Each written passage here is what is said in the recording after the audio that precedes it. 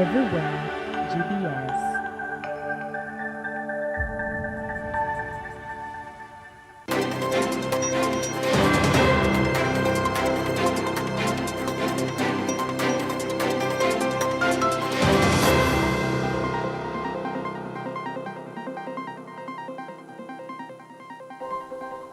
A very good evening and thank you for joining GBS News at 9. My name is Susan Nganga and with me tonight is our sign language interpreter Alan Kiama.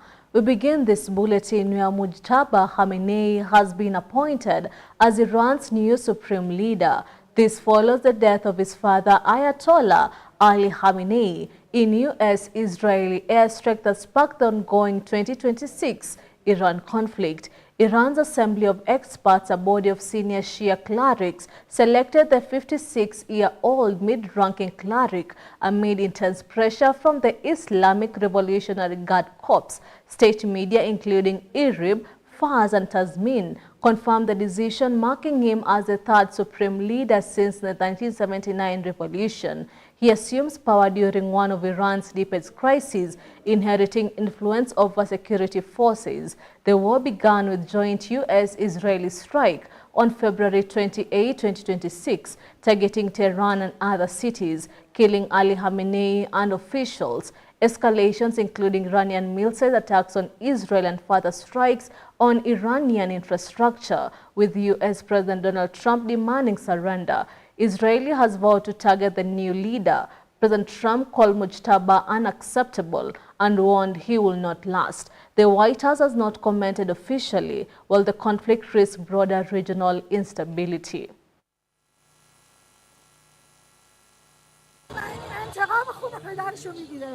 با آمریکا کنار نمیاد. مطمئن با آمریکا کنار نمیاد. بس همه خلق خامنه‌ایه. ساخته بودم 10 سال. خامنه‌ای بالا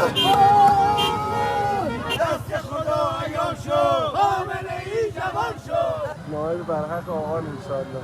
انشالله لایق بشیم بتونیم حمایت کنیم ازشون برای سربلندی. We'll keep him updated on that story as it develops. And now back to Kenya. A political showdown unfolded in Meru County on Sunday as Deputy President Kithure Kindiki and former Deputy President Rigathi Gachagua exchanged sharp words during separate political gatherings. The leaders accused each other of incompetence and betrayal in a heated public spat that has intensified public tensions in the Mount Kenya region. Davis Karani reports. Wewe Rigathi Gachagua, nimekuambia uniheshimu. Wewe Rigathi Gachagua, nimekuambia uniheshimu.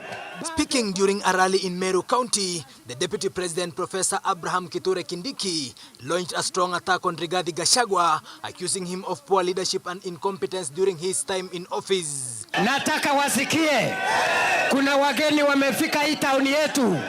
Nataka wasikie, Meru town na Meru ni two-term, si two-term. Ni two-term, si two-term.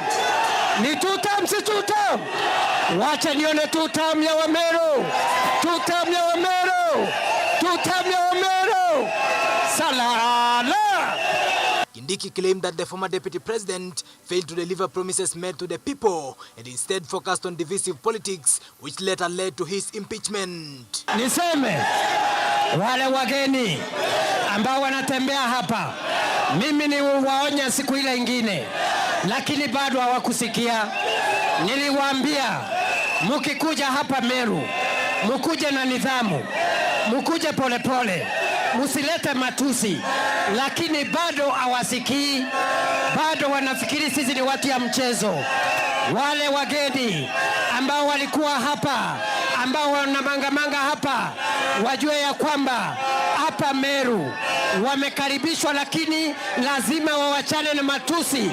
Wasipoachana na matusi, sisi tutawashughulikia. Niseme nisiseme? Niseme nisiseme?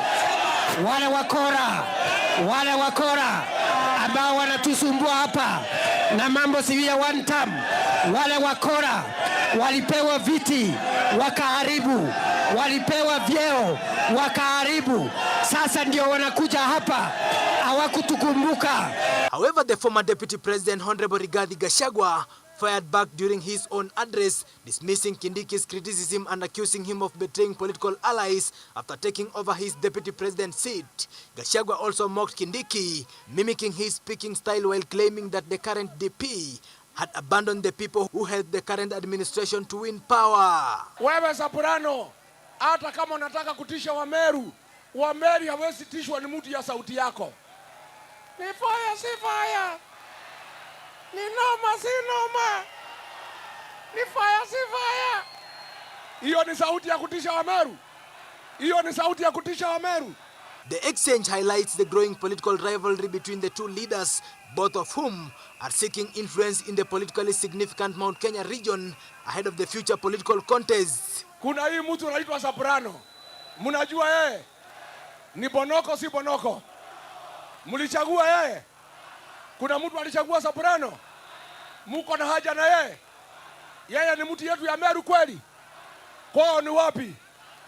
Kwao ni wapi? Kwao ni wapi? Ate alikuwa hapa natisha wa Meru. Ate mimi na Linturi tusikuje Meru.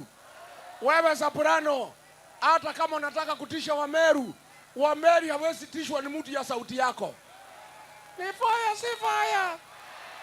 Ulienda kupigana na rais, ndio ukafukuzwa, ukatoka kwa kiti. Wachana na mimi, sasa mimi ndio nimekalia. Wachana na mimi, nitengeneze Meru, nitengeneze Mount Kenya, nitengeneze Kenya. Niseme nisiseme, niseme nisiseme, niseme niseme. Davis Karani for GBS News, Meru County. Very interesting political debates happening there. And now, a critical transport artery in southwest Kenya is officially under siege tonight. The Kenya National Highways Authority has shut down the Migori River Bridge indefinitely, citing structural distress as the river surges to dangerous levels. Fed by heavy rains upstream in Narok and Bomet, the delarged waterway has already swallowed the Marindi market and sent backflow from Lake Victoria spilling into Nyatike, displacing dozens of families. Governor Ochilo Ayako is urging all motorists to avoid the crossing immediately and divert via the Kiringi Bridge on the Kihancha Road. It is a race against the elements as authorities monitor the bridge for potential collapse. From the views of technical experts, may no longer be able to shoulder the weight of vehicles transporting heavy goods. We have consulted with the national government officials here at the county, and we have come to the decision that that bridge should be temporarily closed until the responsible people of Kenya come and assess the integrity of that road. Assist our people on the lower sides of the rivers to move to the safer grounds. Some of them have moved to schools, and we've also written some letters requesting for relief food because we feel these people have lost their shambas. We are not to move around the rivers without checking what's happening. We don't want to lose any lives. When we tell people to move, it should not be felt like we are forcing them to do it. It is for their safety. We are doing our jobs normally. Patrols have been intensified in all these areas, especially those areas that have been ravaged by floods. President William Ruto has today signed the National Infrastructure Fund into law. The bill, which was passed by the National Assembly last week, was presented to the President at State House this morning. It is meant to promote development in areas such as the national highways, airports, seaports, and electricity. The bill was presented to the head of state by the parliamentary leadership. Davis Karani has that report.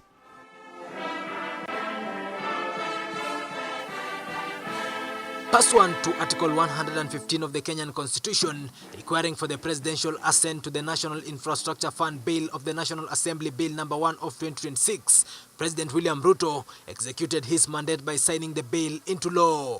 Your Excellency, I have the instructions of the Speaker of the National Assembly to place before you these vellum copies of the National Infrastructure Fund Bill for your assent.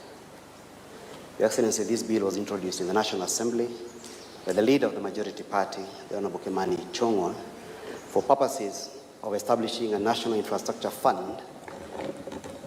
Your Excellency, during the period of consideration of the government-owned enterprise bill, which is now an act of parliament, and thereafter, during the public participation process, the bill brings a new chapter in mobilizing long-term capital to build the infrastructure backbone needed to propel Kenya to the first world status within a generation, and this landmark legislation defines national infrastructure eligible to be financed by the fund. Tomorrow, in the morning, at 8, I will be at the NSC to ring the bell to complete the privatization of the Kenya Pipeline IPO and raise 106 billion Kenya shillings that will be the seed money for the National Infrastructure Fund. Some of the proposals in the National Infrastructure Bill 2025 are informed by lessons learned and best practices from other countries that have experienced significant infrastructure development by transitioning from traditional debt-heavy public spending to blended investment-led financing models. We studied successful models from jurisdictions including India, Singapore, Saudi Arabia, South Africa, Nigeria, Germany, and Canada, among others. According to the bill, the resources to finance it will be drawn from proceeds of privatization, sale of shares in government-linked corporations, and returns generated from the investment undertaken by the fund itself. Today, I am pleased to announce that the expansion of the Jomo Kenyatta International Airport will be the first major project financed through this new model of financing under the National Infrastructure Fund. In passing this bill, Your Excellency, the National Assembly also created offenses so that those who misappropriate funds under this fund will not find it easy. Your Excellency, in passing this bill, it was the view of the National Assembly that the bill will not lead to any increase in taxation, but will actually do the opposite, because the intention of the House is to facilitate the government of the Republic of Kenya, Your Excellency, to mobilize capital from non-traditional sources to reduce reliance on taxation and borrowing as the main options of financing capital infrastructure projects. This institutional framework is expected to reduce reliance on public debt in financing commercially viable infrastructure investments while strengthening national capacity for the origination, structuring. This new bill will come into operation upon publication, just in accordance with the Kenyan Constitution. Davis Karani for GBS News. The Kenyan government has officially announced plans to prioritize homegrown digital platforms during a forum held at a digital innovation hub in Siaya County as part of efforts to create employment opportunities for the youth by supporting locally developed digital platforms that will help many youth access jobs in the digital economy. With the story is our reporter Baraka Gitonga. The government is now looking to focus on locally developed digital platforms in the quest of addressing the rising youth unemployment. Speaking during the forum in Siaya, the ICT officials said that in empowering these local technical solutions, a new foundation will be raised to allow young developers and content creators to earn income. And this afternoon we have been able to meet a good cohort of content creators from this region who have amazing stories to tell of what they are being able to do in their platforms with such big and wide reach coming out of the connectivity. More importantly, our content creators are benefiting from decisions that have been made up to and including the monetization decisions, where we are getting young people giving testimonies that I was previously employed and today I am self-employed from content creation, meaning that when we monetize these platforms, young people are able to make businesses out of this. Officials noted that this is a part of the national programs that the government is doing and that there is to be at least one digital hub in every ward of the country. This is part of the national programs that we are doing. As you are aware, we are building one digital hub in every ward of our country, and these are ongoing. We also have digital hubs that have been developed by communities and individuals, including this one here in Siaya, which is actually a privately initiated community hub.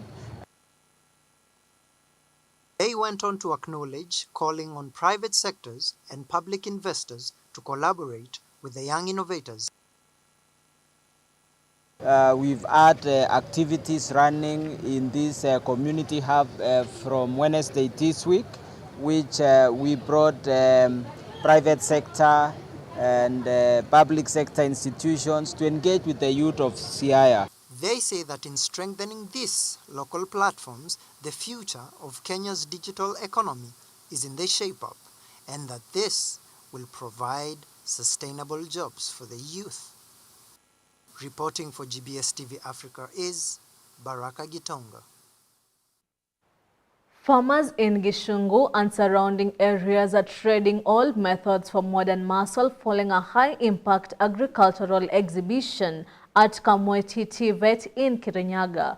The event transformed the campus into a living laboratory where agronomists and research teams drilled down on everything from certified seed selection to precision disease management beyond the soil. County officials issued a critical call to action, urging livestock owners to join the front line against foot and mouth disease.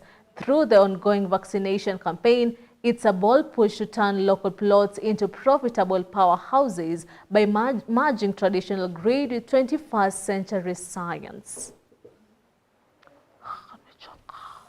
All of us are here for another year.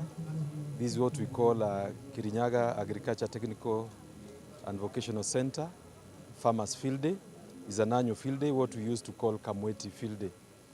We are calling it KA TVET because the institution now has been registered as an agricultural TVET and is really supporting us. From January, we admitted the new students who are doing ICT, and we expect by May we'll be admitting the students for agriculture courses. So we are calling upon our members of community to bring their children here so that they can be able to learn various courses in agriculture. Today we are showing farmers different things, starting from agriculture and also livestock and fisheries. They are getting opportunity to learn across all the board various issues about agriculture. But we are keep on encouraging farmers that what they learn here, they go and practice in their farms so that we can be able to increase our productivity and also the value that we get from our farming. Na hapa Kamweti nimesoma masomo mahali ya juu sana. Nikiangalia upande wa mimea kama mboga, managu, vile imeweka kileo, ni ujuzi wa kileo kabisa.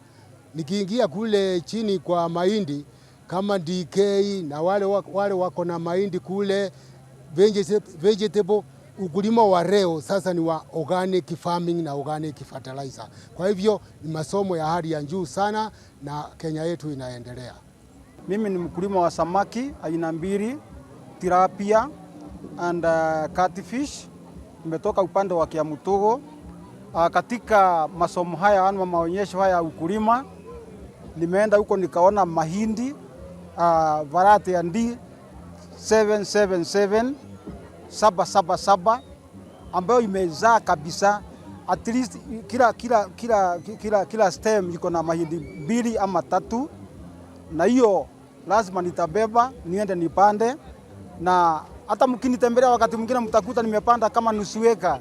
Mimi ni mkulima wa kilimo cha organic na bado mimi ni organic agronomist.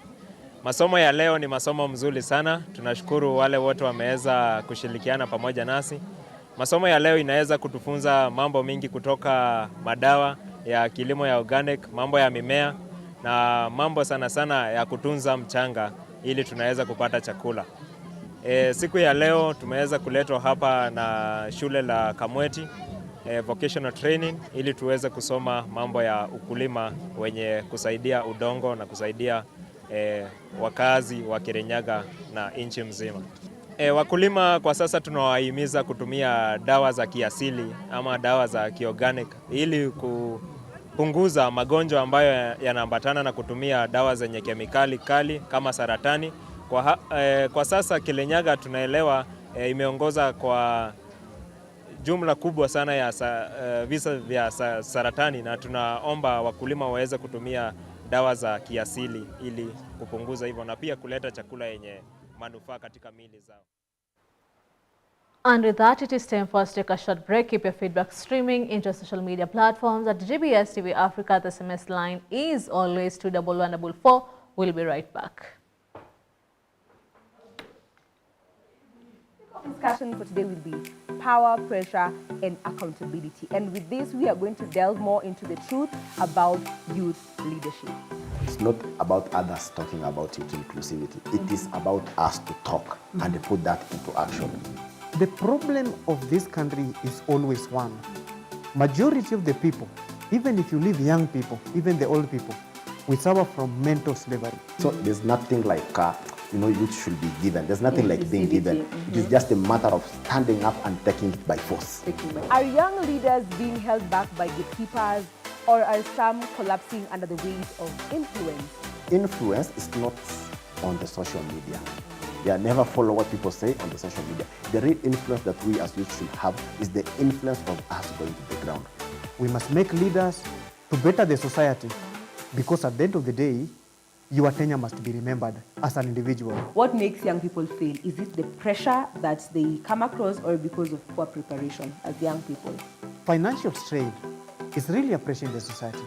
Seeing young people joining the political field, in fact, they're pushing you to a level, some of the people can even fake their life. You need to have money, you need to have cars, you need to floss, maybe you go to a given rally, you need to have Benzes, radios arranged. So you must get goons very well and arrange them, give them t-shirts. Let us avoid this kind of pressure. Go with what you have. The time has come for us to take up our leadership positions. Wakati ni sasa, kama sasa ni sasa hivi.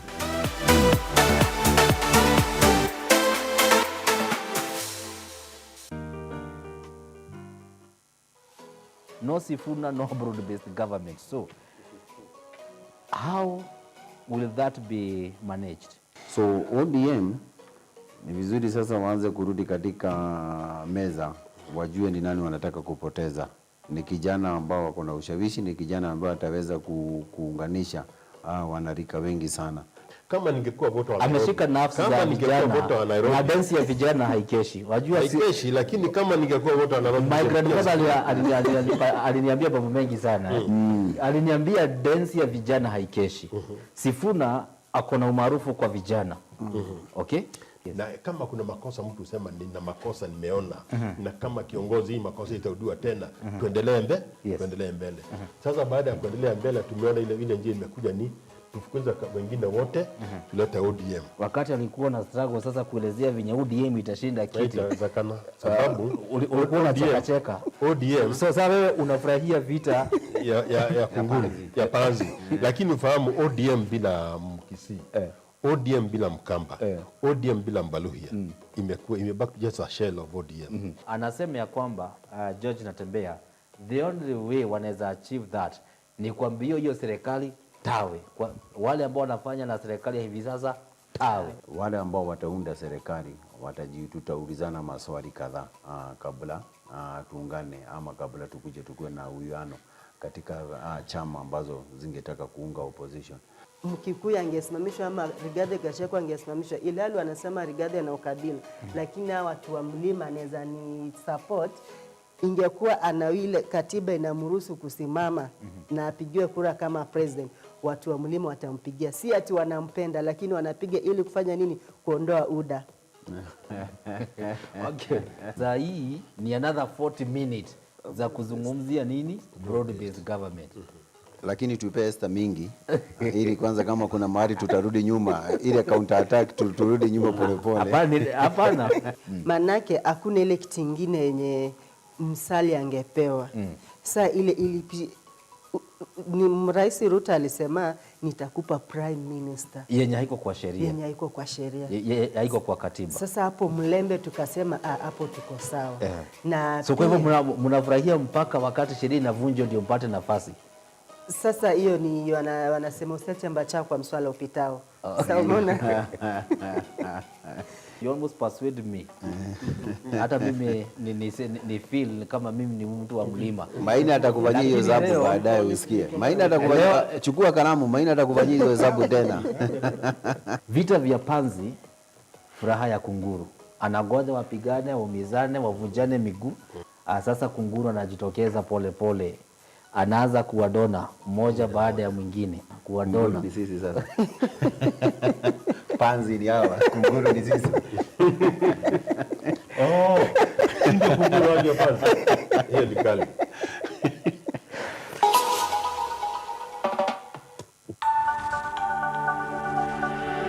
Everywhere, GBS.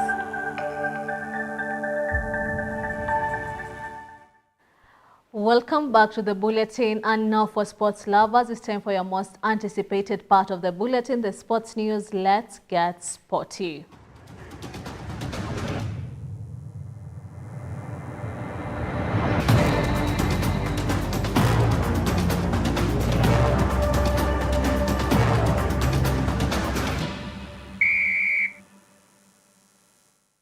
And now we start the sports news with a very heartbreaking story. The Kenya football community is mourning the sudden death of Injin Virat, the former head coach of Kenya national football team, that is Harambee Stars, who passed away at the age of 55 after reportedly suffering a heart attack at Istanbul airport while traveling from Beirut to Adana. Virat coached Kenya from 2021 to 2024 during a difficult period marked by FIFA suspension, but he remained committed to improving the team and led them to victory in the Four Nation tournament. At the time of his death, he was managing Nejma SC in Lebanon, where he was working with several Kenya internationals, leaving behind a legacy of dedication to Kenyan football.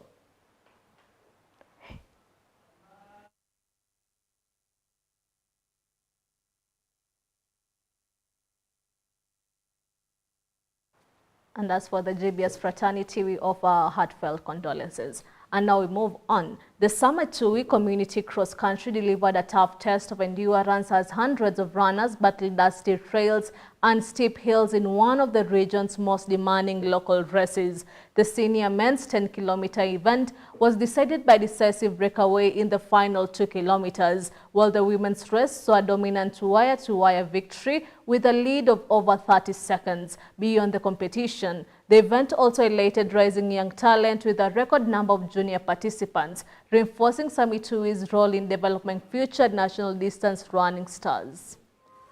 Yes! Yes! Yes! Nani ni nani? Nani ni nani? Nani ni nani? Yeah! Ya sasa! He, naona mwenye ako mbele anakuja kumaliza kwa uzuri. Chase number 1831. Azam FC advanced to the next round of the CRDP Bank Federation Cup after a hard-fought 1-0 victory over Mbeya Kwanza FC at the Azam complex. Despite facing strong resistance from Mbeya Kwanza's disciplined defense, Azam finally broke the deadlock in the second half. Though through a clinical finish by Lusajo Moikenda, Mbeya Kwanza pushed hard for a late equalizer, but Azam held firm to secure the win and keep their hopes of lifting the cup alive.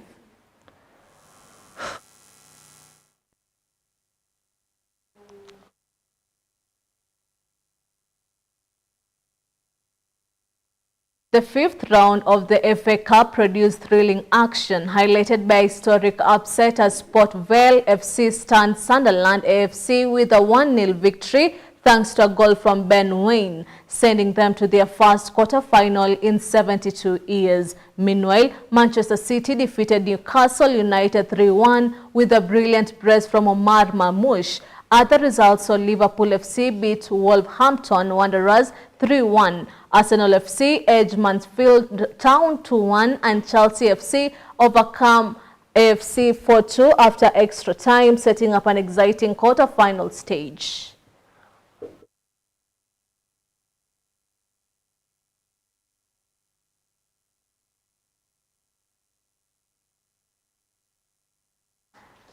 And with that, you have come to the end of the news bulletin. It's always a pleasure having you on board. My name is Susan Nganga, and our sign language tonight has been Alan Kiama. Have a good night.